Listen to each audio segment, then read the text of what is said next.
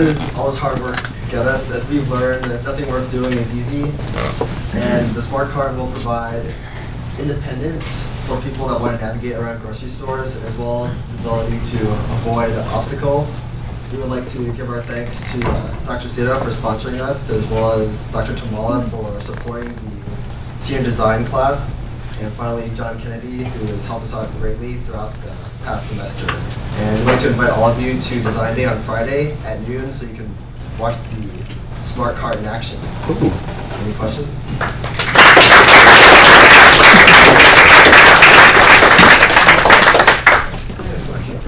The feedback had the left hand if you had an option in front, on the right hand if you had a cart on the right, where did you hit with the side wall on the left?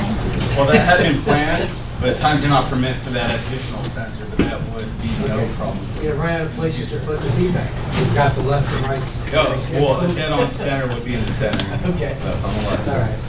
You could do both sides. Yeah. Both sides. Yeah. What if you're only pushing to the left? Both sides. That's another project. Yes. You mentioned actual field testing. Can you share with us what you found so far? You remember you're going to test everything if everything works.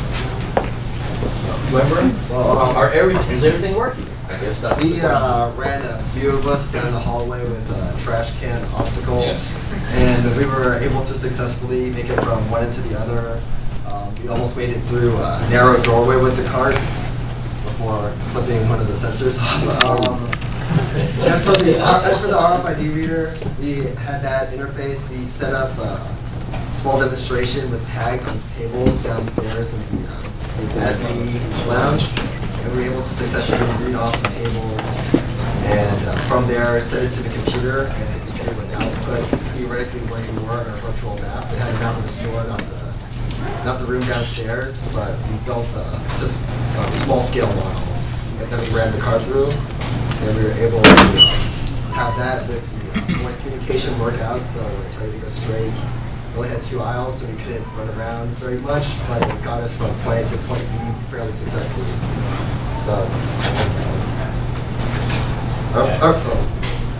Yes? When after you determine what route the shopper should take, how do you communicate with the shopper to tell her where to go? The backend server will give them directions over the headset, so it'll say go straight, go right, text to speech. So it'll generate a route and then it'll inform them which direction to go. So you can straight ahead, turn right, then it'll say like stop here, items to your right, or depends. So in the navigation depends completely on these RFID sensors plus the wheel rotation. it uses the wheel mainly just to move it on screen. It's primarily just RFID tags to know what your location is, and then from there it'll guess from the wheel spins how far along. So as long as the RFID tags are close enough together so that you can always sense. Exactly. And just to add, if you do overshoot your trajectory and hit another tag, it'll redirect to calculate a new route, so you can turn around and redirect to this.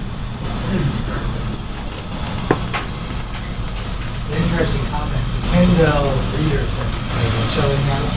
Libraries have stopped buying them to use with people who are sight impaired because the user has to be able to read the screen to turn on the reading option. Oh no. Imperfect human design.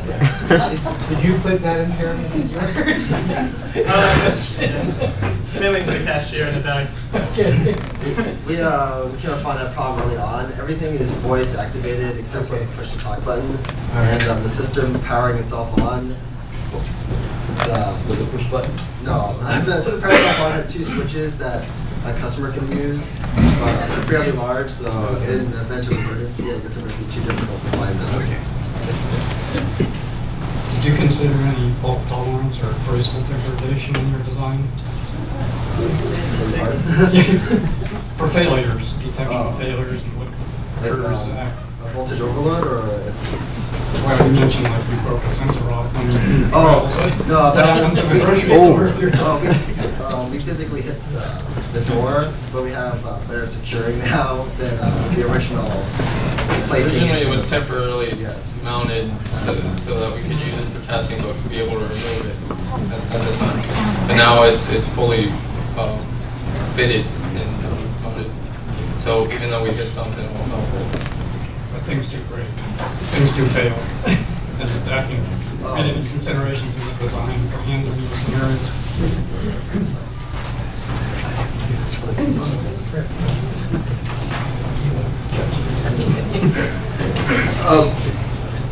Are you in contact with any particular grocery store to share your idea? Sell it to them? We go to Albertsons in the night, so that's where we borrow the cart from. And we have a contact there.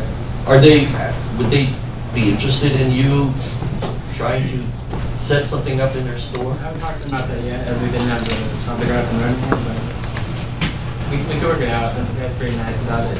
He almost just gave us the cart without even finishing telling him about the project. Yeah, once you're out of the store. Yeah, that's definitely possible. Yes, in the middle. Yeah, I have more of a design for environmental, but